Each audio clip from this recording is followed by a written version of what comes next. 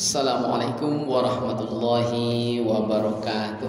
Waalaikumsalam warahmatullahi wabarakatuh. Alhamdulillahi rabbil alamin. Allahumma rabbi zidna ilman fahman walhibna minas salihin. Asyhadu an la ilaha illallah wa asyhadu anna Muhammadar Rasulullah. Faqala ta'ala fil Qur'anil Karim, a'udzu billahi minasy syaithanir rajim. Bismillahirrahmanirrahim. Kul inna salati wa nusuki wa mahyaya wa mamati lillahi rabbil alamin la syarika lahu wa bizalika umirtu wa ana awwalul muslimin. Sadaqallahu azim. Ayanda ibunda sekalian jemaah maghrib yang dimuliakan, syukur alhamdulillah sambil menunggu waktu Aisyah kita niat i'tikaf di rumah Allah ini. Mudah-mudahan apa yang kita laksanakan ini selalu dalam tuntunan dari Allah Subhanahu wa taala. Amin. Amin. Allahumma amin.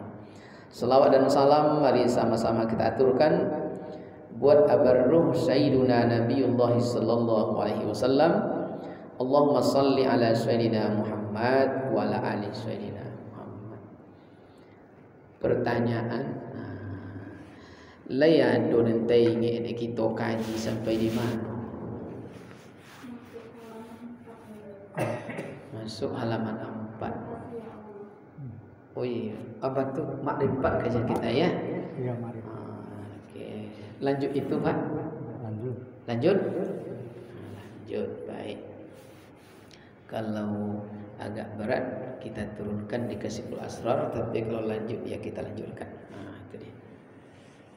Berarti masuk di halaman 4 rahasia Allah.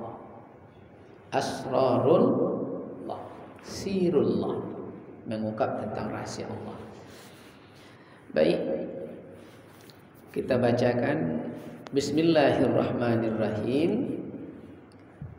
Bermula wujud insan itu wujud insan.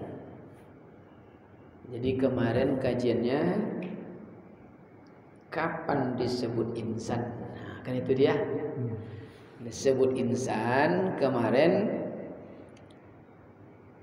Insan itu disebut adalah tubuh, itu namanya Muhammad Zahir. Dibalik ke awal balik Pak. Ada Muhammad awal namanya Nurani. Apa Nurani? Nyawa. Muhammad akhir ialah rohani namanya. Apa rohani?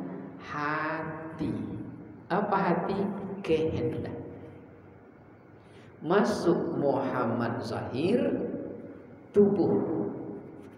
Tubuh ini disebut insani. Sampai situ deh. Apa nama tubuh? Insani. Nah, di dalam sirullah mengungkap rahasia Allah, bermula wujud insan. Nah, ini dia berarti tubuh. Jikalau tidak kita ketahui, berarti kita dalam dosa senantiasa. Baik dalam ibadat ataupun tidak, tetap berdosa. Jadi wajib kita ketahui berarti wujud insan ini. Wujud itu insan tubuh. Dalam hadis dikatakan, hadis qudsi, qala Rasulullah sallallahu alaihi wasallam, wujudaka zanbu la yu'asu bihi zanbu. Bermula adalah ya, aku itu dosa yang amat besar, dan dosa itu tiada lain tubuh. Jadi kalau tubuh ini dalam keadaan berdosa, tentu Allah itu yang tidak berdosa, maka dia tidak bisa bertemu dengan Allah walaupun saat kebaktian sekalipun. Karena kebaktian itu di dalam kitab disebut Sebab kebaktian itu umpama jasad dengan ruh. Jasad dengan ruh berbeda enggak? Berpisah enggak, Bu? Tidak. Tidak bisa berpisah. Kalau berpisah jasad dengan ruh, maka disebut mati. Tidak. Nah, kalau wujud insan tidak kita ketahui, walaupun saat ibadah, karena itu adalah dosa, tentu tidak bisa bertemu kepada Allah. Tiada sempurna, ya, kecuali kita kenal wujud hakikat insan sesungguhnya. Adapun sirrullah, tahu kita lagi untuk sirrullah, ya. Adapun sirrullah itu di dalam wujud insan. Makanya kalau begitu kita wajib mengetahui insan. Karena rahasia Allah itu ada di dalam wujud insan. Rahasia Allah itu ada di dalam wujud insan itu sendiri. Ini dikatakan dalam hadis kursi, firman Allah Ta'ala, al-insanu sirri wa ana sirruhu. Apa artinya? Bermula insan itu adalah rahasiaku dan aku pun rahasianya. Tadi ingat, wujud insan kalau kita tidak tahu, berarti kita dalam keadaan berdosa setiap saat. Kenapa kita wajib tahu wujud insan? Karena rahasia Allah itu ada di dalam wujud insan. Itu diungkap hadis tadi. Al-insanu sirru wa al-insanu sirri wa ana sirruhu. Bermula insan itu rahasiaku, kata Allah, dan aku pun rahasianya.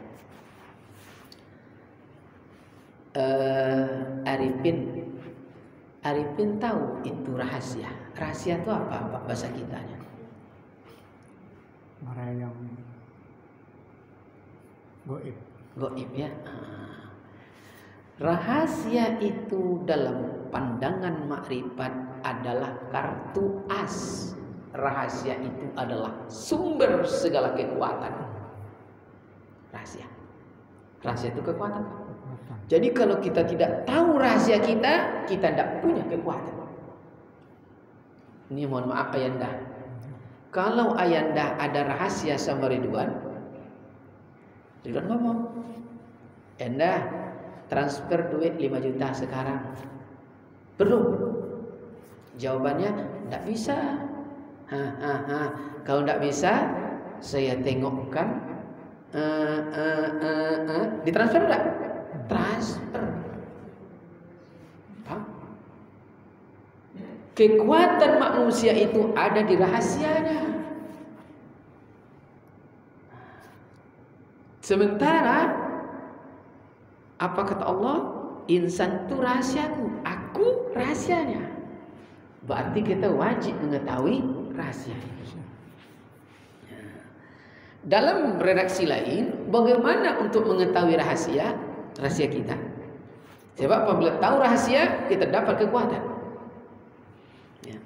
Di dalam firman yang lain, hadis qudsi, apa dia? Al-insanu sirri wa sirri sifati wa sifatu la ghairu. Artinya, bermula insan itu adalah rahasiaku, kata Allah. Dan rahasiaku itu sifatku, kata Allah.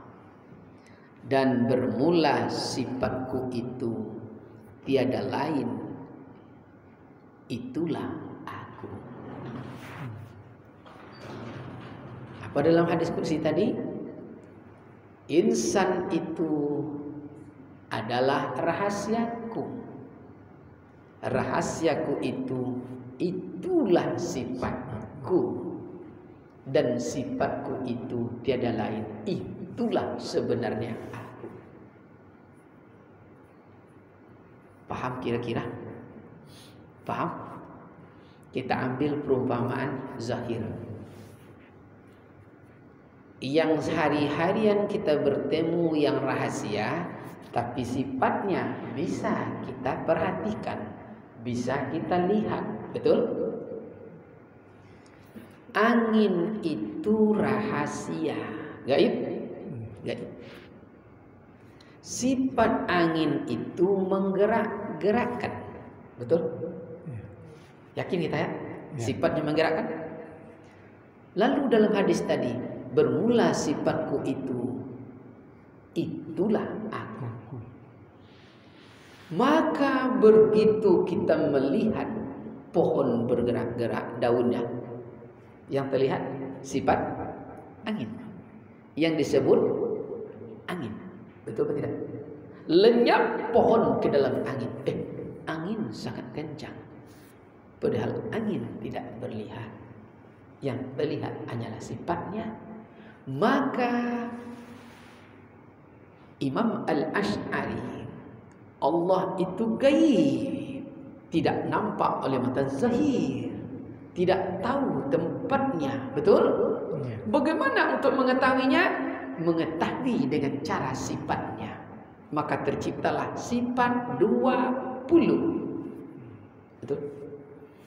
Wujud, qidam, baqa, mukhalafatuhu lil hawadisi, qiyamuhu bi nafsihi, wahdaniyat, qudrat, iradat, ilmu, hayat, sami' basir, kalam, betul Pak?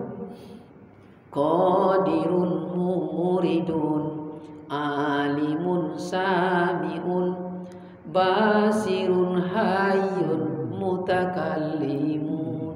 Dikenal dengan sifat. Kita dikenal dengan sifat, Allah dikenal dengan sifat. Sampai di situ dulu. Aduh, kita yang ragu. Kok kajian kan kajian berpaham kini gila Pak ya? Mengaji kita mah, tak ceramah. Aduh yang ragu. Aku lambe-lambe ya. Paham? Bisa ya? Ini kena udah masuk di kajian makrifat. Kajian makrifat itu kajian rasa. Kita paham Pak, tapi tidak bisa diungkap dengan kata-kata, tidak mampu huruf dirangkai membentuk kalimat. Itulah rasa, itulah kajian rasa. Maka cukup paham aja nanti.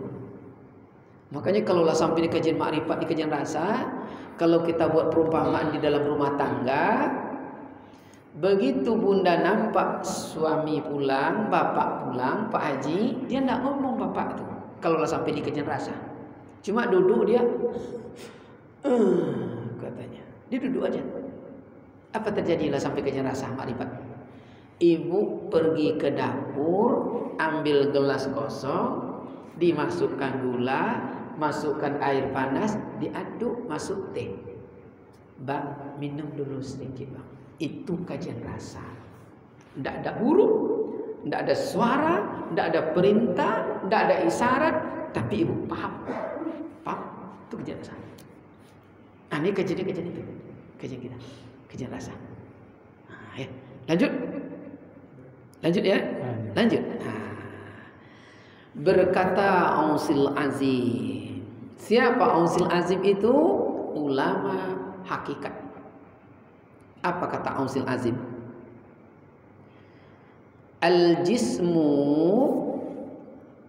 Al-jismul insan wa nafsihi wa qalbihi wa ruhihi wa sam'ihi wa basarihi wa lisanihi wa yadihi wa rijlihi wa kulli dzalik azharuhu lahu binafsi linafsi la huwa illa ana ghairu.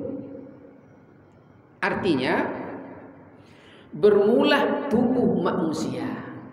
Siapa tadi tubuh manusia? Insan. Bermula tubuh manusia itu napasnya, hatinya, ruhnya, pendengarannya, penglihatannya, lidahnya, tangannya, kakinya, sekaliannya itu aku nyatakan dirinya itu bagi diriku, dan insan itu tiada lain daripada aku dan tiada lain daripadanya. Berarti dalam pemahaman secara makrifat, sesungguhnya kita hanyalah sifat daripada Allah yang terlihat di tubuh kita. Kita perhalus dengan contoh. Ibu, ayanda, kalau kita ingin mengenal diri sendiri, ingin melihat rupa muka, yang kita butuhkan apa? Kaca, cermin. Pertanyaannya, ini di level makrifat ya. Kita yang butuh kaca atau kaca yang butuh kita? Kita butuh kaca. Kita sendiri yang butuh kaca. Kita sendiri yang membuat kaca untuk mengenal diri kita. Paham? Di level makrifat, Allah yang butuh manusia untuk membuktikan tidak ada. Di level makrifat. Paham? Level makrifat. Dia, maka nanti di level itu Arabtu Rabbi bi Rabbi. Aku mengenal Allah itu dengan Allah. Maka di saat salat kita wajib mematikan diri, kan betul Pak? Wajib mematikan diri. Kalau ingin nampak Allah, maka jawabannya la haula. Nah, itu kemarin. Kalau kita tidak akan sanggup, Pak. Tidak akan sanggup. Nah, jadi di level itu mulai dari tubuh kita, apalagi napas kita, hati kita, ruh kita, pendengaran kita, ya, lidah, tangan, kaki, semuanya itu secara hakikat Allah Subhanahu wa ta'ala. Dan ketahui pula olehmu bahwasanya hak Allah Subhanahu wa ta'ala itu dia tidak pernah bercerai dengan segala af'alnya. Hak Allah Subhanahu wa ta'ala tidak bercerai dengan af'alnya. Apa af'al? Kerjanya. Maka diperumpamakan dalam pemahaman lain, kita dengan Allah dalam kajian-kajian makrifat laksana benda dengan bayang-bayang. Yang kita itu hanyalah bayang-bayang. Sebenarnya bayang-bayang yang bergerak atau benda? Benda.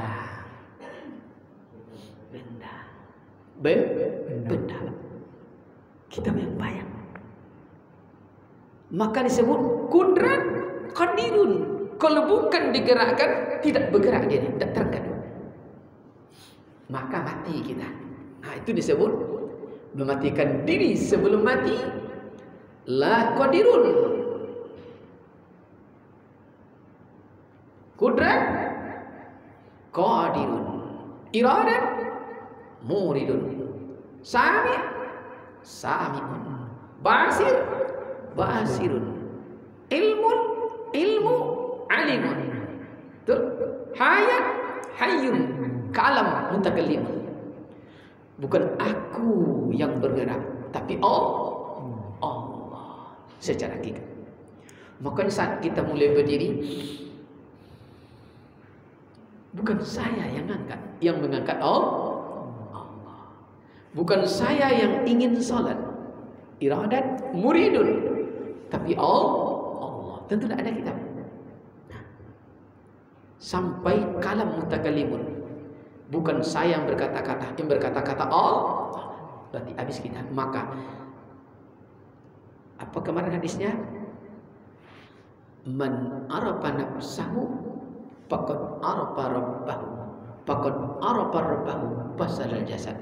Siapa mengenal dirinya, maka kenallah pengaturnya, yang maha mengaturnya, Rabbnya, penciptanya. Siapa mengenal pencipta sesungguhnya, maka tidak adalah dia secara hakikat. Yang ada hanya Allah. Apa tujuan kita kajian-kajian ini nanti Pak? Kita jadi orang tua. Kalau nampak nanti Allah seperti itu, berarti untuk apa kita iri hati? Kerjaan Allah, bukan urusan kita. Kalau tidak, kita akan banyak berdosa setiap saat. Tapi kalau sampai pandangan ini nanti, mari kita lanjutkan dulu Pak ya. Dan ketahui pula olehmu bahwasanya hak Allah Subhanahu wa taala itu tiada pernah bercerai dengan segala if'alnya, seperti firman Allah Subhanahu wa taala, wa huwa ma'akum aynama kuntum. Artinya, dan Allah Subhanahu wa taala bersama kamu di mana saja kamu berada. Betul? Betul tak Pak? Berarti bersama kamu di mana saja kamu berada, Allah tak pernah bercerai dengan af'alnya. Kalau begitu, dia menyatu setiap saat. Maka dalam redaksi kalimat lain, kita baca aja ayatnya dulu. Wa fi anfusikum afala tubsirun. Artinya, di dalam diri kamu juga aku, kenapa kamu tidak melihatnya? Paham? Kalau tidak ada Allah, tidak bergerak kita dong. Paham? Jadi yang nampak disebut perangai, sifat di dalam. Betul? Makanya dibuat hati itu di dalam. Kalau sempat hati di luar, ya Allah, sungguh mengerikan. Sedangkan hati di dalam bisa mempengaruhi wajah. Paham tak? Pernah tak orang kita dengar berpuluh hati dia nengok anak tu, contoh wajahnya dipengaruhi. Betul tak? Kalau sempat di luar hati, kayak apa? Ya Allah. Sedangkan di dalam bisa mempengaruhi wajah. Mencibir hati di dalam, yang nampak di depan. Padahal di dalam yang mencibir itu. Paham? Senang di dalam juga nampak di wajah. Iyo, risau di dalam nampak juga di wajah. Betul tak? Dalam diri kamu, kenapa kamu tidak melihatnya?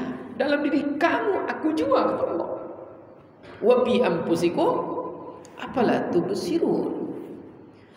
Maka di dalam pemahaman ini, dalam pandangan Arif billah, maka hendaklah engkau lihat Allah dimanapun kamu berada, dimanapun kamu memandang, wajib nampak Allah di situ, kata Rasulullah. Dibuat dalam hadis, qala Rasulullah sallallahu alaihi wasallam, man nazara ila syai'in ma lam yarallah fihi fahuwa batil.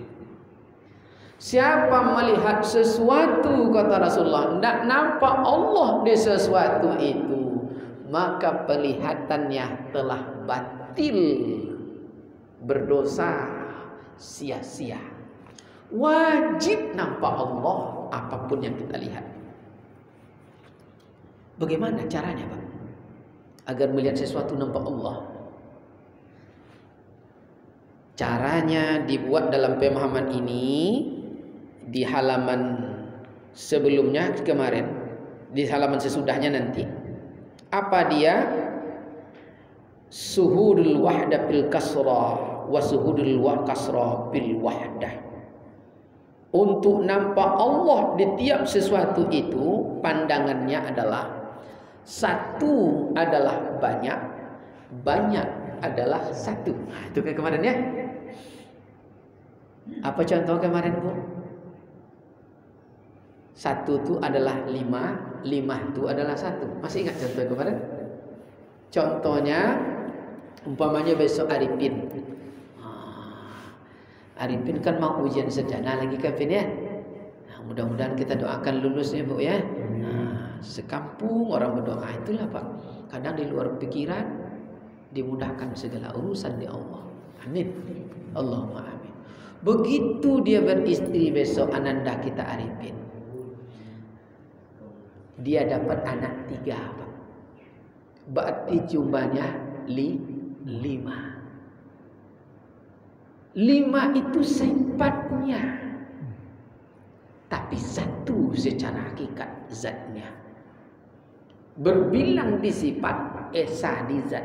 1 Arifin adalah 5 jelmaannya, 5 itu adalah 1 dia. Untuk melihat Allah di mana-mana.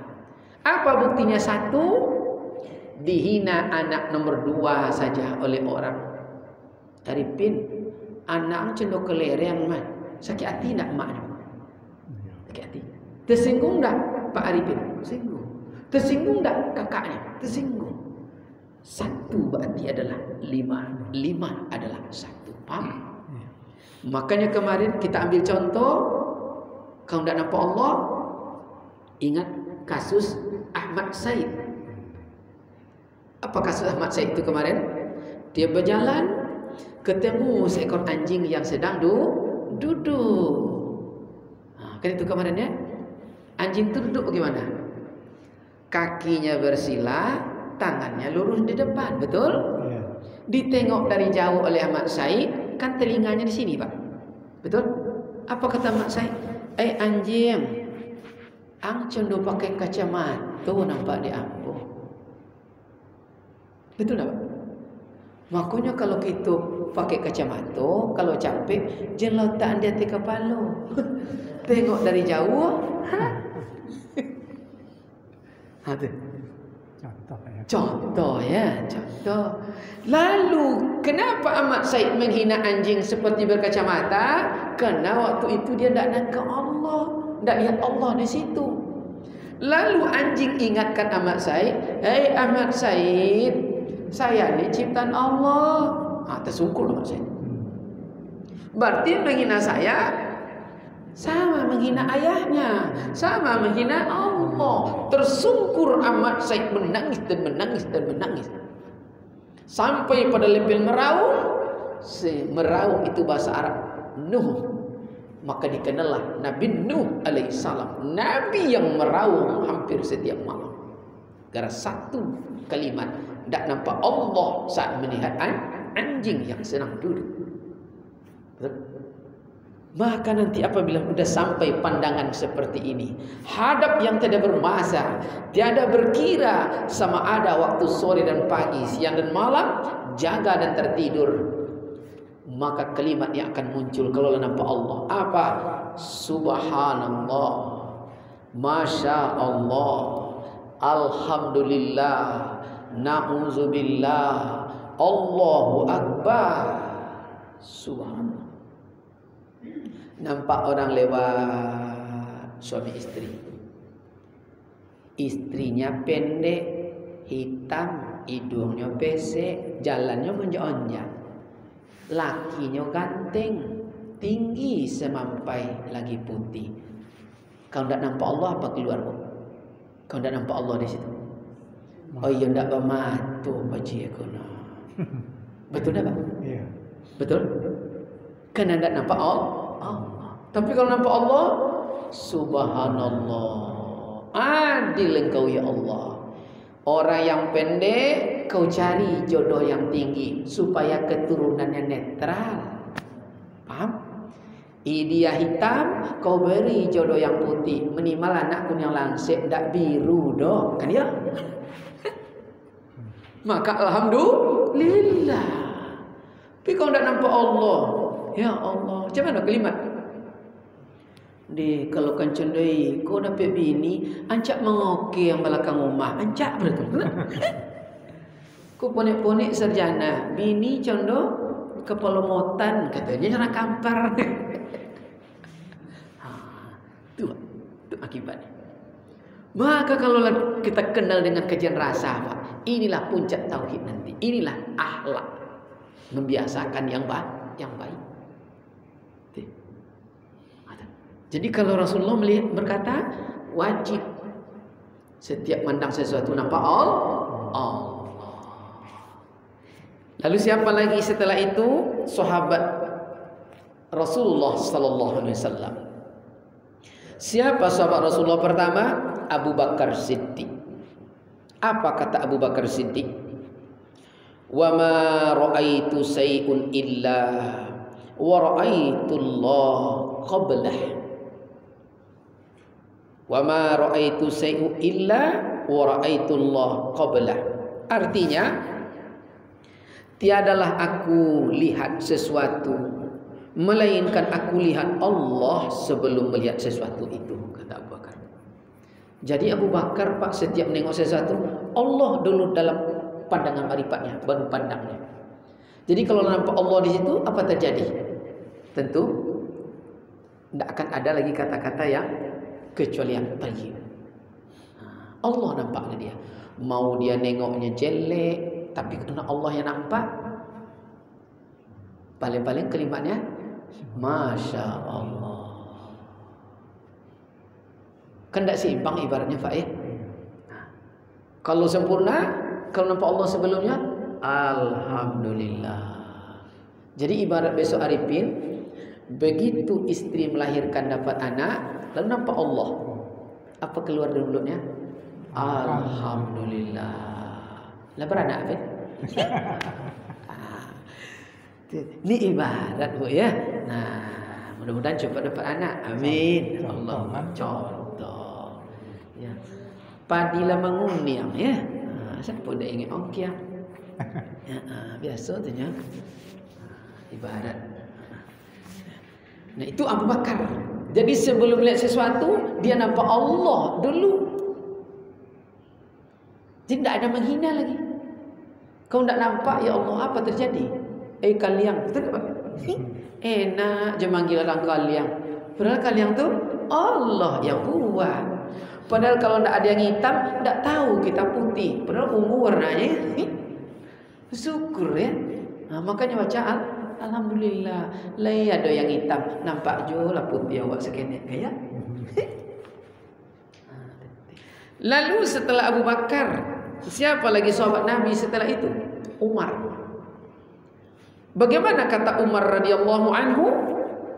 Umar berkata, "Wa ma ra'aitu say'un illa wa ra'aitu Allah ba'dah."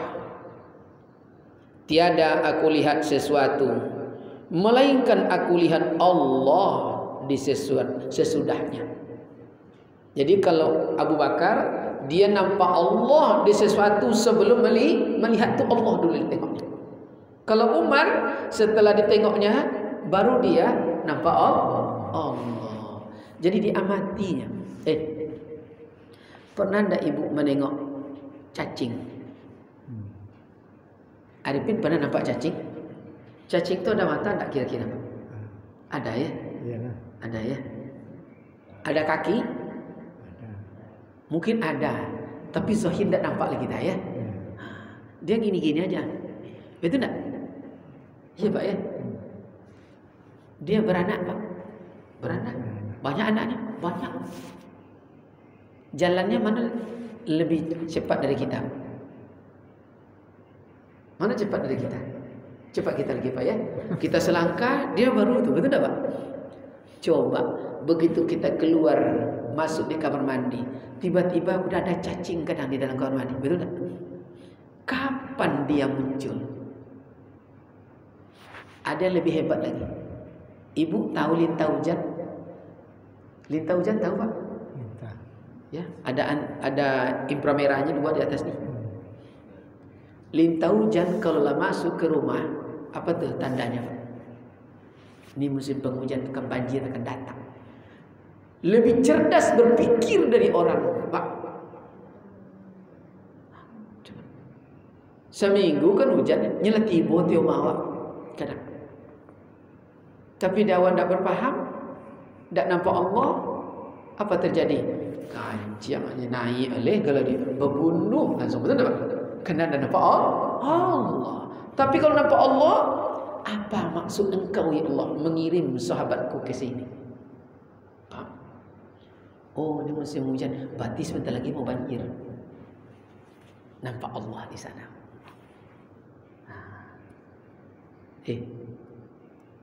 Nyamuk, tahu nyamuk? Tahu nyamuk Pak ya? Kalau tidak nampak Allah apa terjadi Pak? Nyamuk itu dia kawin di udara. Betul? Di udara dia kawin. Kalau tidak nampak Allah apa terjadi? Berbunyi langsung Pak. Bangga. Coba kita malam pengantin digeledah orang, coba apa perasaan? Dosa besar? Dosa besar. Kenapa dia sadis membunuh sedang nikmat? Kena tidak nampak Allah. Betul? Masih ingat waktu kita di kampung Pak? Ada kolam ikan di belakang rumah, atau katak masuk ke dalam. Dia payah keluar karena tinggi. Begitu timbul dilempar dengan batu. Betul? Senang hati kena. Tidak kena. Sampai kena. Senang hati, senang buat dosa. Kenapa? Tidak nampak Allah di situ. Betul? Kalau nampak Allah, tidak mau. Ditarik. Ridwan buktikan Pak. 3 tahun yang lalu. Pulang ceramah jam 11 malam baru sampai di rumah. Biasa kalau mau balik ya. Apa sampai di rumah? Apa kata istri? Bang, itu ada warga abang terjebak di belakang di kamar mandi. Kalau menurut kita apa Pak perasaan? Warga abang terjebak di kamar mandi. Pikirannya apa kira-kira? Kira-kira kalau menurut ayat apa tuh? Tiba-tiba ibu ngomong, Bang Haji, itu warga Bang Haji terjebak di kamar mandi. Gimana kira-kira perasaan? Orang maling terperangkap. Betul? Begitu kita datang ke kamar mandi, di bak itu ada tikus di dalam. Kita tanya dengan kalam, enggak ini yang ngomong, ucap salam, batin, mau ditolong atau tidak? Asik aja dia. Kentut enggak keluar menjawab. Udah, kita tidur. Jam 2 kita bangun. Ambil wudu, tengok dia tenggelam. Dia lepas. Tanya, mau ditolong atau tidak? 3 kali ditanya, baru ada isyarat iya. Baik. Konsekuensinya, saya tolong keluarkan kamu dari bak mandiku. Minimal 1 tahun bangsamu haram masuk ke rumahku.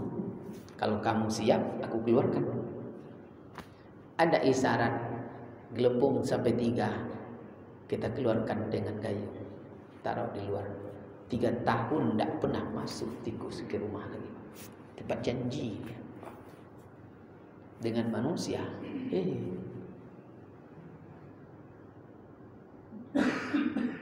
Gimana passwordnya? 2. Saya paham kita. Nih, besar musola kita. Pintunya lebih kecil dari musola, betul?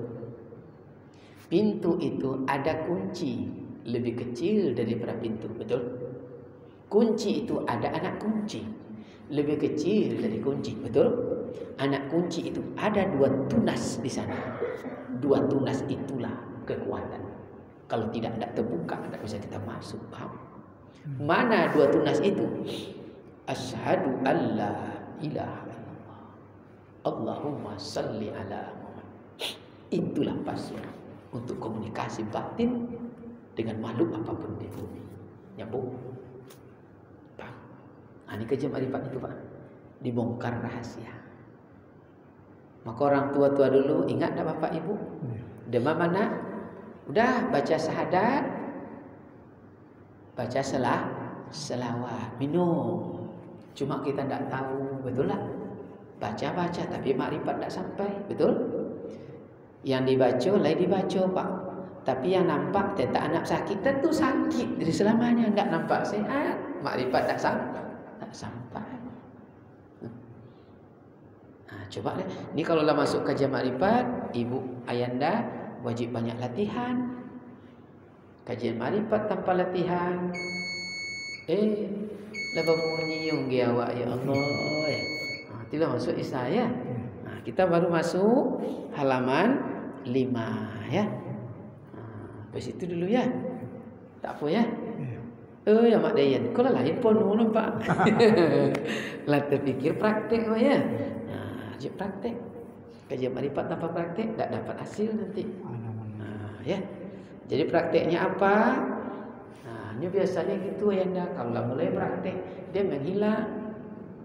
Nampak cecak di rumah, salam. Sebab kiri dalam hati kita, dia juga kiri, kanan juga kanan. Jalan tak dia, Pak? Paham? Berhasil sekali, panen selamanya. Maka nikah itu sekali, kawin beribu kali. Paham? Sama dengan itu. Menjelang berhasil sekali itu yang lama. Namanya riyadhah, latihan. Mungkin demikian aja dulu ya. Besok kita perhalus lagi. Sedikit orang arif dan cerdas, walaupun sedikit, mudah-mudahan kita masuk di dalamnya. Amin. Amin. Allahumma amin. Terima kasih atas segala perhatian. Maaf segala kekurangan. Billahi fisabilil haq. Assalamualaikum warahmatullahi wabarakatuh. Waalaikumsalam.